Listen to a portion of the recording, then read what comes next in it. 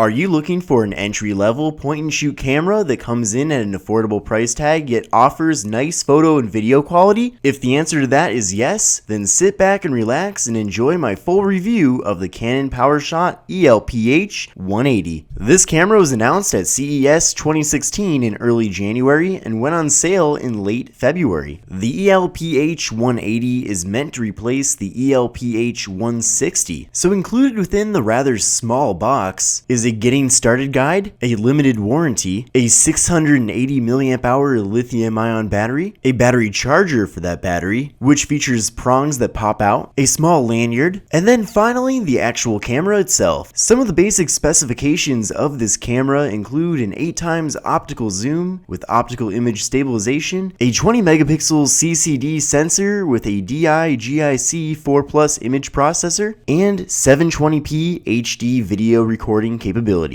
Do not be turned off though that this camera cannot record in 1080p, as you'll see in a bit that the 720p HD video looks pretty good. So on the front side of the camera we have the Canon PowerShot logo, a recording light, the Canon zoom lens, and the flash. On the top side of the device we have a microphone hole, an on-off button, a zooming toggle, and a small speaker. On the bottom we have the tripod mount and a little door that reveals the battery slot and the SD card slot. Keep in mind that there is no SD card included, so you will need to buy one on your own. On the right side we have a lanyard hole and then a flap that when opened reveals a mini USB port. This can be used for data transferring, however there is no mini USB cable included. But if your computer has an SD card slot, then you can just use that for all of your data transferring. Now let's move on to my favorite part of the review, which is the video test and photo test. Now since my review B-roll was shot in 1080p, I did have to upscale this test footage from 720p to 1080. So because of that, I will be uploading a video sample test of this footage and other footage in its native 720p,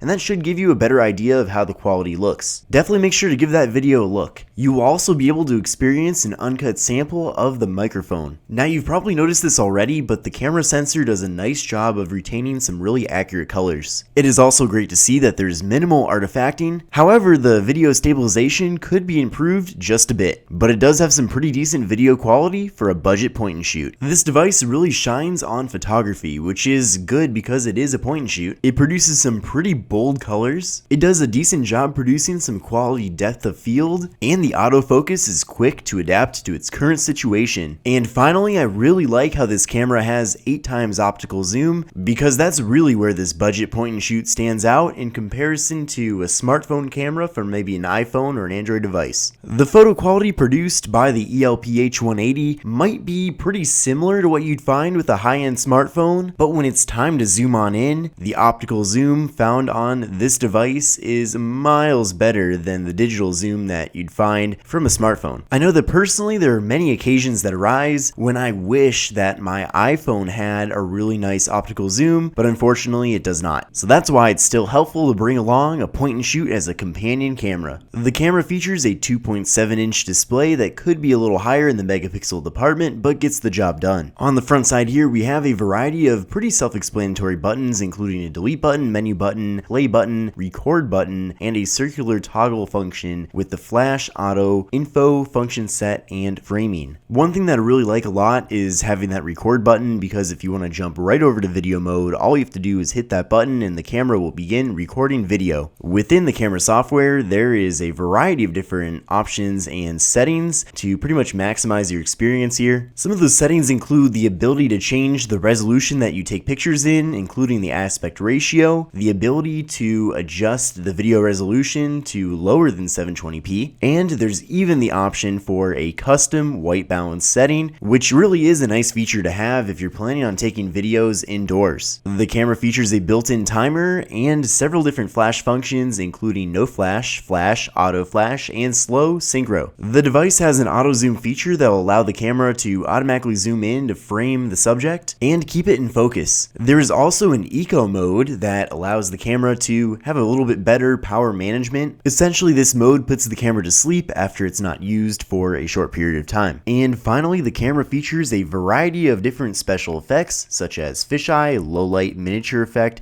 toy camera effect, monochrome, super vivid, poster effect, fireworks, and long shutter. So in conclusion, I think think the Canon ELPH 180 is a very nice entry-level offering from Canon. This is one of the cheapest point-and-shoots that Canon offers in their current lineup, and that definitely brings along some compromises in photo and video quality, but all in all, this camera provides a very consistent experience. This camera might not be the best for those who are really serious about photography, but it's really good for those who are kind of casual photo takers who want an easy-to-use point-and-shoot camera. Finally, I just want to mention that I purchased this camera with my own money to do an unbiased review. I am in no way sponsored by Canon or anybody else. So thank you very much for watching this video. If you have any questions at all, leave them down below in the comments. Give this video a thumbs up and subscribe to my channel to show your support. Thank you so much, and I'll see you in the next video.